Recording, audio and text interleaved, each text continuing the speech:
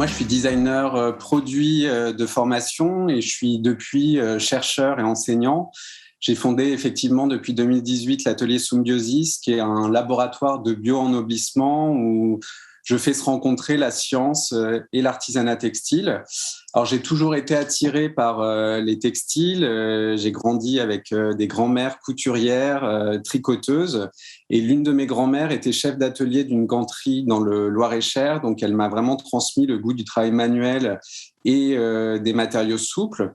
Et durant mes études de design produit, j'ai rencontré un designer textile, artisan du textile, Tsuri Guetta. J'ai découvert avec lui le métier qui m'anime aujourd'hui, qui est l'ennoblissement artisanal. Donc l'ennoblissement qui consiste à travailler des matières souples de manière chimique ou mécanique pour leur donner des caractéristiques esthétiques et techniques. Et je me suis formé en fait au métier d'ennoblisseur au sein de l'atelier avec Tsuri Guetta pendant 7 ans. Et on travaillait avec, à partir d'un brevet qui mêlait le silicone à l'étoffe et qui nous permettait de fabriquer des matières organiques très inspirées de la nature, principalement pour la haute couture, le bijou contemporain et l'objet d'art. L'ennoblissement, vous le savez, c'est un monde de chimie, des chimies souvent nocives, et j'ai choisi de réorienter ma pratique en 2016 pour travailler sur l'amélioration de ces savoir-faire. Donc, pour ça, j'ai repris une formation à l'ENSI Les Ateliers, qui est une école de design à Paris, à Breguet-Sabin, École nationale supérieure de création industrielle.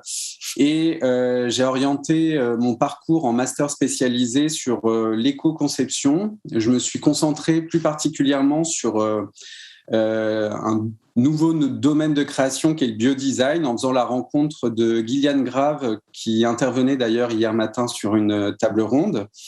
Donc le biodesign, il a dû vous l'expliquer, c'est un principe de convergence entre la biologie, où on va découvrir, identifier des principes, des fonctions et des mécaniques du vivant, et le design qui va transférer ces principes dans des applications humaines en pensant la fonction, l'usage, le dispositif, la fabrication. Donc pour ma part, je fabrique des matières avec le vivant dans une logique écologique et innovante, et j'investis du coup cette pratique dans l'artisanat. En m'inspirant, comme vous l'avez dit en introduction, d'un principe biologique qui a donné son nom à mon projet, c'est la symbiose. Donc, comme pour les lichens que vous pouvez voir à l'écran sur la gravure de Ernest Haeckel, les lichens sont des organismes symbiotiques qui associent une algue et un champignon. Et cette symbiose, elle sert les conditions de leur propre régénérescence. Alors, je me suis inspiré en fait de cette union vertueuse et j'ai fondé l'atelier Symbiosis pour unir des traitements et des tissus dans une optique symbiotique et écologique. Alors, cette collaboration entre le vivant et les matériaux souples, elle va se déployer à travers 3 activités. La première activité, c'est la recherche ou les recherches transversales par l'artisanat, la science et le design. La seconde activité, c'est la formation, donc plus précisément par le biais de la transmission des enjeux de la création avec le vivant. Donc j'interviens dans l'enseignement supérieur et pour les professionnels du secteur textile. Et actuellement, je développe la 3e activité de l'atelier Symbiosis, qui est la fabrication de matières en collaboration, de matières bio-ennoblies en collaboration avec des artisans d'art. Donc depuis 2018, je revisite des savoir-faire de l'ennoblissement artisanal avec des organismes régénératifs. Et pour ces recherches, en fait, je conçois des hypothèses créatives que je soumets à des experts scientifiques pour développer des preuves de concept. Donc, je réalise ce travail avec l'aide d'un réseau scientifique que j'ai rencontré dans le cadre d'une résidence à la suite de mon master à l'ENSI, une résidence d'1 an que j'ai faite au sein du laboratoire communautaire de la Paillasse à Paris, un laboratoire éco-citoyen qui porte des projets innovants où se mêlent à la fois l'art, la science, parfois le design. Et aujourd'hui, je compte une dizaine de concepts créatifs, donc une dizaine de recherches en cours. Alors, je mène pas toutes les recherches à la fois. Je vais vous en montrer une ou deux par la suite. J'ai par exemple un procédé de coloration algale. C'est une recherche que je mène, que j'ai initiée en tout cas avec la manufacture des Gobelins à Paris et que j'ai pu poursuivre un temps avec le Muséum d'histoire naturelle. J'ai une autre recherche autour de l'impression textile et plus précisément de la sérigraphie bactérienne. Ou encore une autre recherche autour de la création de motifs sur tissu avec des insectes. Alors voilà, pour l'une des recherches que je viens d'évoquer sur la coloration algale, l'idée de cette recherche, c'était de proposer à l'artisan teinturier de poser un regard sur une nouvelle ressource qui serait moins impactante que les colorants synthétiques utilisés en teinture. Donc pour ça, j'avais contacté l'atelier de teinture de la manufacture des Gobelins qui référence aujourd'hui plus de 16 000 couleurs pour la confection de tapisseries d'exception. Et ce qui m'intéressait, en fait, c'était d'infiltrer un laboratoire, un atelier de teinture classique, traditionnelle. Donc, l'enjeu de ce concept de création à l'origine, c'était d'utiliser une microalgue, la spiruline, qui contient des pigments. Et j'envisageais initialement une relecture du cercle chromatique qui a été mis au point par Michel Eugène Chevreul, le chimiste qui a dirigé la manufacture fin 19e siècle et qui a beaucoup travaillé sur la théorie de la couleur. Donc la spiruline, elle contient trois pigments, le vert, la chlorophylle, le rouge, les caroténoïdes et le bleu, la phycocyanine.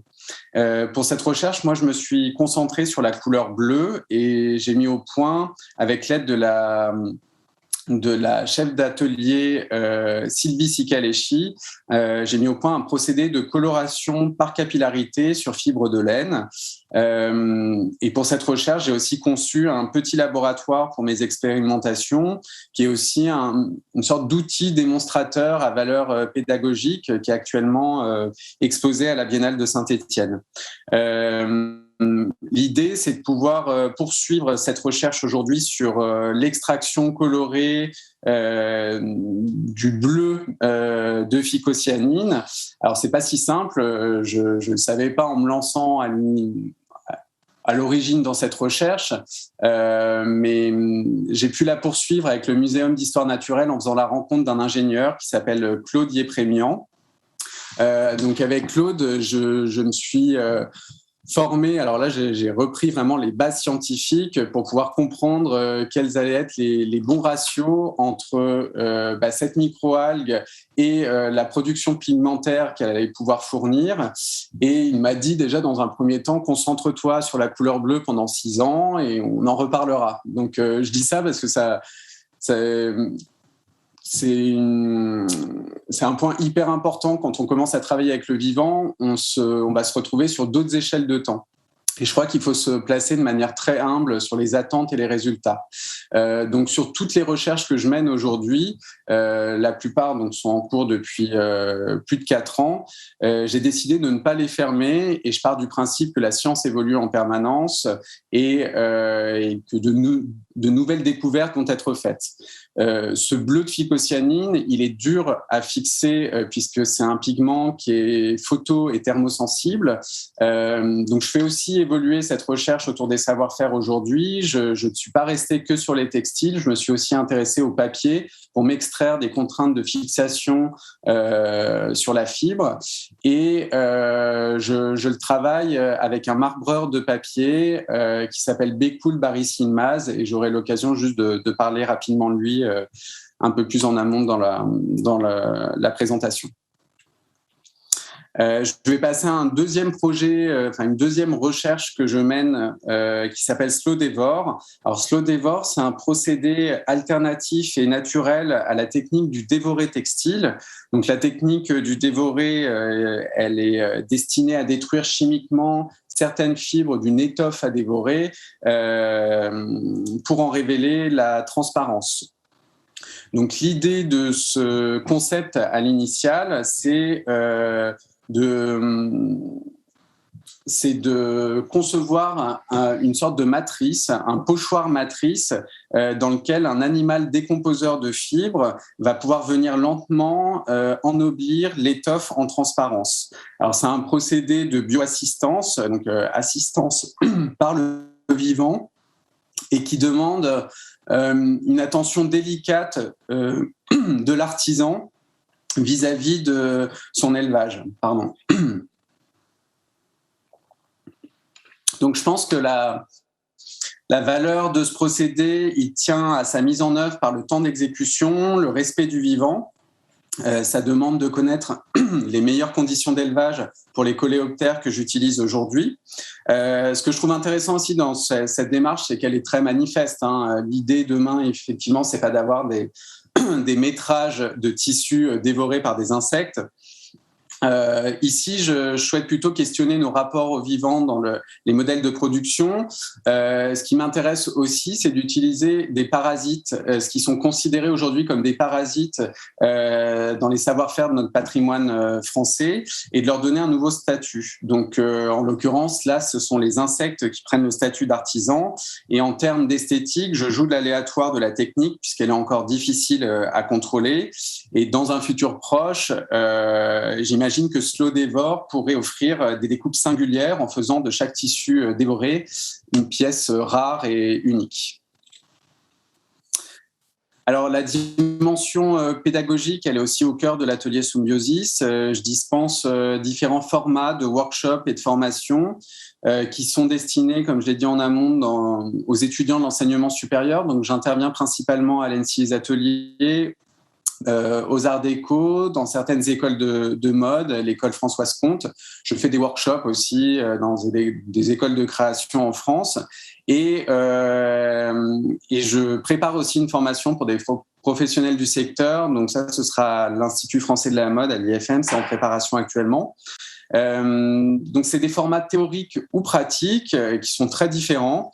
Le tronc commun, c'est encore une fois de questionner nos rapports au vivant dans les modèles de production, de comprendre l'origine des matières, leur processus de transformation, et d'éprouver parfois ces processus de transformation par la pratique. Donc, je propose de travailler, là en ce moment, je mène un atelier à l'ENSI sur les matières en culture, ça s'appelle Matières à cultiver, ou parfois encore sur des formats plus courts, sur la transformation de ressources locales dans une approche frugale, et notamment par la couleur. J'amène les étudiants à créer des collections, des échantillons textiles de manière très low-tech, en allant chercher des ressources à la Réserve des Arts à Paris. Donc l'idée, c'est de dépenser le moins possible et de valoriser en quelque sorte nos poubelles. J'ai conçu également une méthode Symbiosis, c'est ce que vous voyez en fait à droite sur l'écran. C'est une méthodologie didactique qui est conçue comme un outil de conseil pour les professionnels du secteur, et c'est aussi un support d'idéation dans le cadre de formation. Alors en fait, cette méthode, c'est un répertoire d'innovation qui englobe tout le cycle de production textile, des ressources aux matières en passant par les procédés. Et c'est à la fois un outil de veille et de conception qui permet à certains professionnels d'assurer leur transition écologique. C'est un outil aussi que je réadapte régulièrement pour qu'ils puissent répondre aux problématiques de l'artisanat et par extension à celles de l'industrie. Je vais passer à ma troisième activité, qui est la fabrication de textiles bio-ennoblis. Donc, l'enjeu, c'est de développer un modèle de manufacture collaborative à travers la fabrication sur mesure de matières ennoblies en symbiose avec le vivant. Donc, pour le développement de cette activité, je suis actuellement en résidence aux Ateliers de Paris et je travaille pour ce projet avec un réseau d'artisans textiles que j'ai rencontré dans le cadre d'un programme de la fondation d'entreprise Hermès, l'Académie des savoir-faire sur les textiles. Donc, c'était en 2019. L'objectif de ces projets, de cette fabrication avec eux et de ces collaborations, c'est de valoriser effectivement les savoir-faire de notre patrimoine, de les faire aussi évoluer avec des matières biofabriquées par le biais de nouveaux processus de création plus responsables. Donc, c'est une production qui donnera à voir une approche transversale de l'artisanat d'art par le dialogue entre métiers. Et donc, j'ai entamé depuis quelques mois 3 collaborations avec 3 artisans d'art. À gauche, vous voyez Clémentine Brandibas, qui est artiste brodeuse, Bekul Barry-Silmas, qui est marbreur de papier, dont je vous parlais en amont, et c'est avec lui, en fait, je fais le travail de marbrure autour des algues, et Harumi Sujura, qui est plisseuse au carton, et que je vais rejoindre la semaine prochaine pour travailler sur les plissés à Marseille. Alors pour ces collaborations, on travaille avec des matières organiques, végétaux, algues, minéraux, micro-champignons.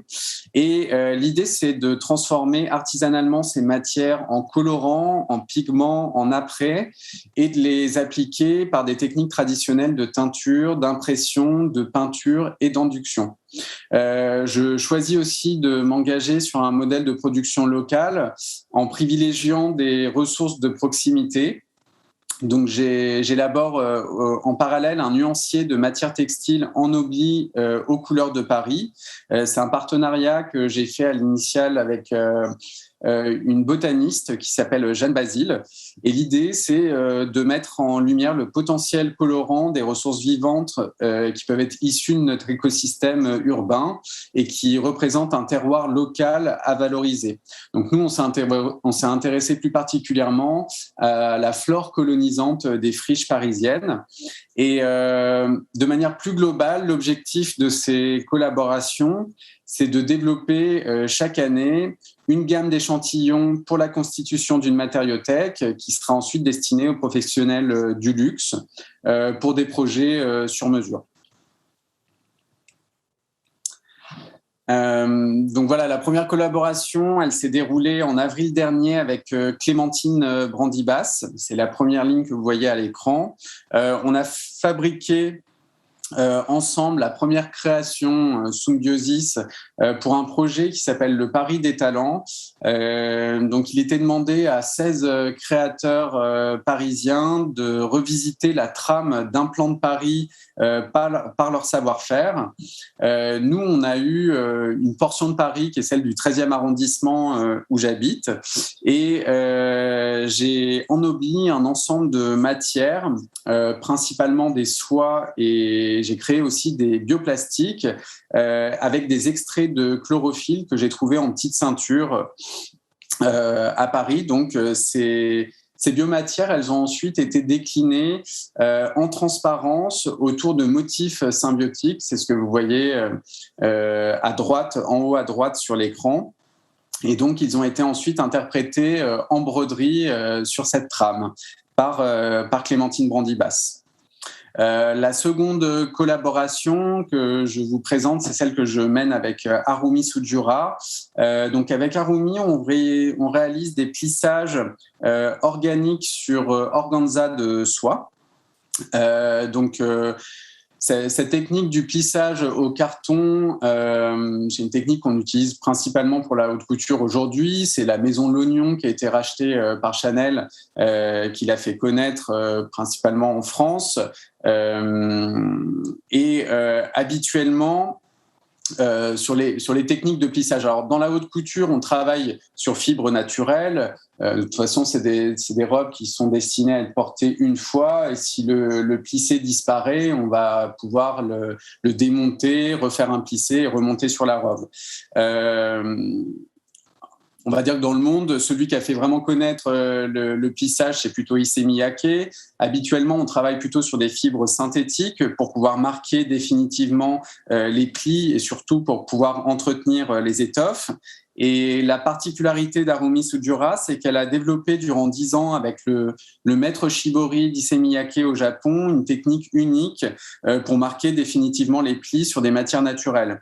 Donc pour les couleurs, on a décliné des ressources ligneuses, à la fois des fleurs, des coques et des écorces d'arbres. Et on présentera ensemble officiellement les premiers plissages Symbiosis pour la prochaine édition du Salon des métiers d'art, le Salon Révélation, qui se tiendra en juin prochain au Grand Palais éphémère. Voilà, je vais conclure avec l'atelier Symbiosis. Donc, l'idée, c'est d'incarner de nouveaux imaginaires en tirant parti des contraintes liées aux aléas de la recherche scientifique. Sur le long terme, en fait, je souhaite inscrire le modèle Symbiosis sur différents territoires afin d'assurer la rencontre entre les ressources, des ressources locales et des savoir-faire vernaculaires. Et cette démarche collaborative, pluridisciplinaire, elle envisage de donner une nouvelle image au métier d'art où l'artisan pourrait évoluer dans un nouvel atelier qui serait une sorte de jardin laboratoire. Je vous remercie beaucoup de votre attention et si vous voulez, on peut passer ensemble aux questions. Merci beaucoup, Tony, de nous avoir présenté les coulisses de vos travaux de recherche et projets autour du biodesign. Alors, on va passer aux questions dans la salle pour commencer.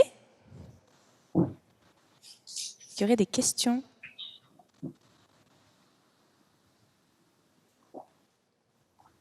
Est-ce qu'en ligne, il y a des questions ? Non ? Bon. Visiblement, ce que vous nous avez partagé était très clair. Est-ce que vous aimeriez ajouter quelque chose, Tony, peut-être à nos auditeurs pour compléter ou partager un autre projet éventuellement ? Un autre projet. Après, si j'ai pas de visuel sous la main, c'est un petit peu plus compliqué. Je pense que vous voyez un peu au-dessus de moi les gammes de couleurs. Alors, il n'y a pas une super lumière aujourd'hui à l'atelier, mais il fait pas très beau. Mais vous pouvez voir en fait les gammes de couleurs. Peut-être vous pouvez arrêter le partage d'écran, comme ça on verra mieux. Ah oui, pardon, ouais.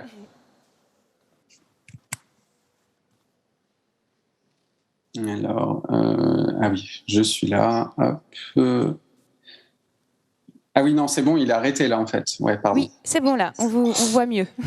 Vous voyez mieux. Donc, vous pouvez voir justement au-dessus de ma tête les couleurs qui peuvent être produites par ces différentes ressources. Vous aviez vu principalement le bois de campèche qui se trouve au milieu. Le jaune qui est ici, donc c'est pas très fidèle en fait à la couleur que vous pouvez avoir en lumière naturelle, mais c'est un jaune qui est assez flamboyant, qui vient d'un arbre qui s'appelle le Sophora japonica. C'est un arbre qui est originaire d'Asie, qu'on retrouve beaucoup en milieu urbain aujourd'hui. Et pour les grisés et les noirs, donc ça, ce sera les deux couleurs qu'on va mettre principalement en avant cette année avec Harumi Sojura. Donc pour le noir, c'est de la noix de Galles. Donc la Galle qui est une coque provoquée par un insecte parasite sur le chêne et qui permet, avec un sel métallique, de varier vers des couleurs sombres. Et c'est un peu aussi l'encre qui était utilisée par les moines copistes, la noix de Galles à l'origine. Donc voilà, par exemple, pour quelques couleurs. Et sinon, qu'est-ce que je peux vous montrer d'autre ? J'ai des petits échantillons, mais ça va pas. Attendez, j'arrive tout de suite. Ah ben, on a une question en attendant. Ah, ok. Oui. Bonjour, j'avais une question technique. Vous parliez pour la spiruline d'un pigment. Or, on sait que le pigment, il est insoluble et donc ça pose des questions forcément sur l'application textile. Est-ce que c'est la raison pour laquelle vous êtes allé sur du papier ou on est dans une méthode type colorant de cuve et Non, on n'est pas du tout dans une méthode colorant de cuve. Il y a des techniques pour pouvoir le rendre soluble. Et après, plus précisément, je ne peux pas vous répondre puisque c'est une recherche que je mène depuis un petit moment. Mais en tout cas, si vous pensez à l'indigo, on n'est pas du tout sur un procédé de fermentation comme avec l'indigo. Et on peut le transformer en colorant. pour l'appliquer directement sur le tissu. Par contre, le fixer, c'est une autre histoire. C'est beaucoup plus complexe et dans le temps, ça varie énormément. Donc, il y a eu beaucoup de recherches qui ont été faites d'ailleurs sur les colorations algales. Je crois que Nienke Hoogveld intervenait le premier jour. Elle a dû en parler aussi. Elle va intervenir plus tard dans la journée. Ah d'accord, elle intervient aujourd'hui.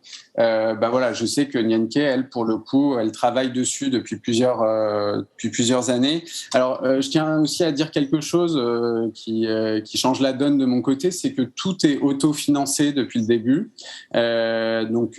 En termes de recherche, moi, j'ai avancé de manière très empirique avec des scientifiques qui ont eu la volonté et le désir tout simplement de m'accompagner à un moment T. Mais voilà, j'ai pas été soutenu financièrement jusqu'à cette année où j'ai reçu une bourse artisanat d'art et c'est pour ça que je peux développer aujourd'hui les collaborations avec les artisans d'art. Et ce que je mets pour le moment en avant, puisque là on rentre dans une logique de production, ça va être forcément le végétal, puisque le végétal on l'a éprouvé, on a beaucoup plus de recul aujourd'hui sur le végétal et à l'échelle à laquelle moi en tout cas je souhaite produire, le végétal a toute sa pertinence. Effectivement, c'est pas une solution à grande échelle, hein. Les déchets organiques peuvent l'être, mais le végétal ne l'est pas. Et donc, en ce sens-là, j'ai choisi avec Arumi de travailler plutôt sur ces ressources dans un premier temps. Voilà. Très bien, merci. Alors, je me permets de vous poser une question. Vous avez dit que vous travaillez beaucoup avec les marques de luxe. Et dans combien de temps vous pensez que ça sera possible de proposer tous vos travaux à des marques plus accessibles au grand public ? Alors, là, quand j'ai parlé de marque de luxe au départ, je parlais de ma première activité quand je travaillais dans un atelier d'ennoblissement au Viaduc des Arts. Donc là, j'ai collaboré avec plein de marques à travers l'atelier de Surigueta. On travaillait sur des thématiques quasiment à chaque saison. Donc aujourd'hui, le travail avec le luxe, c'est plutôt de la formation. Toutes ces nouvelles recherches, elles demandent un développement. Pour ceux qui sont les plus avancés, vous avez dû certainement évoquer dans le vivant, en tout cas, les bactéries colorantes, les modèles qui ont reçu un vrai soutien financier et des investisseurs, des grandes levées de fonds, je pense notamment à Pilibio. Se présentent, là, je crois qu'ils en sont à pas loin de plus de 10 ans de recherche. Je suis pas sûr qu'ils puissent le mettre déjà sur le marché aujourd'hui et je pense qu'il faut encore 5 ans. Donc, pour de la R&D, en général, on est au moins à 15 ans de recherche. Et moi, je le fais pas de la même manière. Vous avez bien vu que je le travaille dans mon petit coin. Je suis pas exactement dans la même démarche. Ce que je vais faire là pour la suite, c'est plutôt commencer à me rapprocher de certaines expertises scientifiques qui ont plus avancé et du coup les relier et faire le pont, moi, naturellement avec les artisans d'art. Mais dans un premier temps, et ça c'est plutôt ma casquette de designer qui m'a fait travailler de cette manière-là, j'avais besoin aussi d'éprouver les protocoles de recherche, les comprendre précisément. Et c'est pour ça que j'ai eu la chance de faire cette résidence au sein du laboratoire communautaire de la Paillasse, de pouvoir rester 1 an dans un laboratoire de biologie, comprendre le temps de la recherche aussi, qui est assez immense. Et puis après, on le sait tous, l'innovation scientifique, elle est soutenue jusqu'à un certain point. Tout ça, c'est une histoire économique de toute façon. Donc, la recherche scientifique, ça va être la solution, mais le problème, c'est le système.